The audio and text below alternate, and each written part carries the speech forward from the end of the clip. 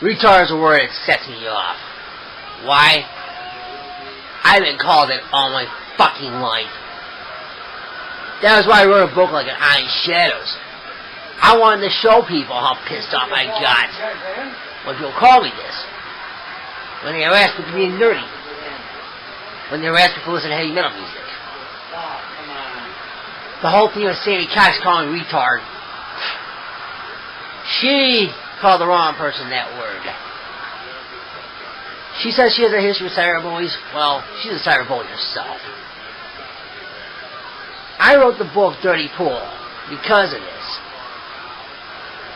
That's the title of the book. You know the book now. It's called Dirty Pool. It's named for the article called Dirty Pool.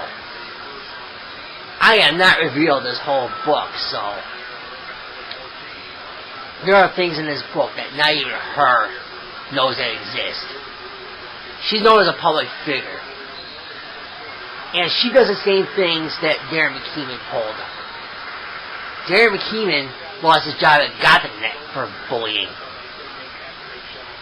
I called blueblood.net. I found a number and I left a really cryptic message saying, take those damn reviews down of my book. Because those are malicious. They did. The owners of Gothic.net, the new owners, had to go through hell and high water to clear the names of their company, what McKeeman pulled. So, Cox, you're making the same mistake as McKeeman did. You need to back off. If you don't back off, you don't lay off my titles, you'll be exposed. So, this is my only warning.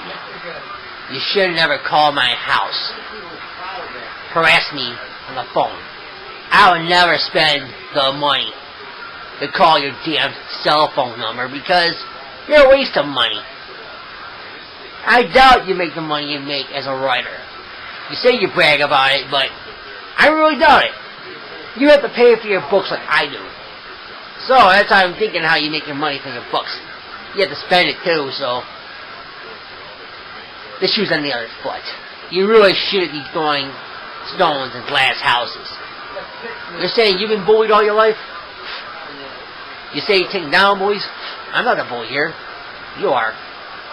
Those articles I wrote, I'm just exposing you for the kind of cyberbully you are. You really didn't like being put in that light, did you? So, you're going to be exposed for this. You're going to be exposed for the thief you are. And that writer who said, if he knew you were going to do an anthology and stole from me to piss me off, he would have submitted to it. And with that book being in the Edgar Allan Poe Museum, I wonder what your buddy Stephen W. Roberts is going to think about that. The whole thing he called me the pawn. I am no pawn. That's part of the reason why you went after me. I called him the shadow of an easing that he left. And his staff got banned from easing. So, I made my peace with him about this. Offered him to be part of the anthology I'm putting together. I'm not going to say much about this right now. Because I know you're going to steal it. So, this is not yours to work with. You have no respect for history. So, for your best interest, you do not go after my titles. You do not go after my anthologies. You do not want to call me retarded. You want to say speak English? Well, I'm speaking clear enough for your crooked teeth bitch to understand. You want to keep messing with me? I'm really someone you want to push. Especially when I got my longtime friends looking at my back. Put it like this. They don't like anyone messing.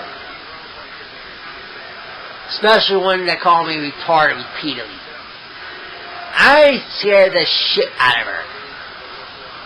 She backed off. That person became the subject and game over. So, You really have no business touching that novel. Putting it out there. Making it available where it's not yours to do that with. I never uploaded the book. And how you got it is a mystery to me. I'm guessing you begged somebody into getting a copy. So I'm guessing you're working with that bastard Willard, who's also stealing my titles. Trying to say he sold his work as my work. Revenge. So, I'm guessing the person who's going as Dirty Black Winter is him. That book, as hard as ink isn't even drying on it, and you're going to steal the title of it? What's wrong with you? You really got some serious issues, lady. You need help. Not me. I'm already getting help. So take the hell out of your ass for 1 minute and listen to your elders. I've been a publisher much longer than you ever have. You were barely a teenager when I was a publisher. I started being a publisher when I was 28 years old. You're a little immature to be a publisher right now. I was doing an easy thing when I was 24 years old. So I've been doing this quite a while. As an editor, I've been a writer for nearly 20 years, so it's a hard business. I don't always make money at it. And especially what I write is not easy to get published, because I write dark creative nonfiction. And that's hard to get published, because you have to plug down money to get published with it. You have to plug down $20 for a reader's fee here and there. And you're hindering that chance for me to make that money for a reader's fee to get looked at by these magazines. I'm looking to work outward from the horror genre to get noticed. Then when I get noticed outside the horror genre, they're going to start getting noticed in my other work. People knew my website Rise from the Grave since I was 20 years old. They followed me for that long.